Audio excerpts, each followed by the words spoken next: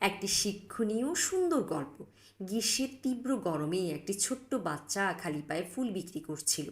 লোকজন তার কাছ থেকে ফুল কিনেছিল। তখন সেখান থেকে এক লোক যাচ্ছিল।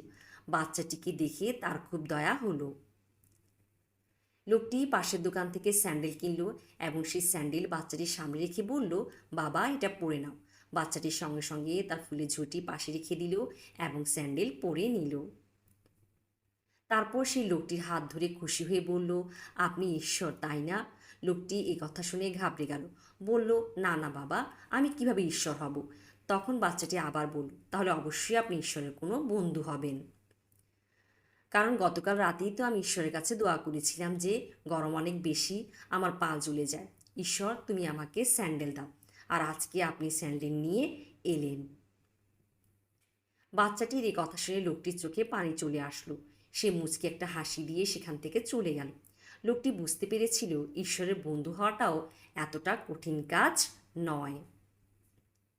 বন্ধুরা, এর চেয়ে বড় কথা কি হতে পারে যে মানুষ আমাদের সৃষ্টিকর্তার পক্ষ থেকে আসা বন্ধু ভাবতে পারে? ভাগ্যের নিয়ম তো দুটোই, হয় দিয়ে যাও নয় রেখে যাও। কোনো কিছু উপরে নিয়ে যাওয়ার কোনো ব্যবস্থা নেই। মনে রাখবি, কাফনের কাপড়ে কোনো পকেট থাকে না। যদি তোমার সাথে কিছু যায় তাহলে তোমার মানবিকতা আর তোমার ভালো কাজ। গল্পটি ভালো লাগলে একটা লাইক দিবেন, শেয়ার করবেন, আর এমন শিক্ষণীয় সুন্দর গল্পগুলো শুনতে চ্যানেলটি সাবস্ক্রাইব করে পাশে থাকবেন।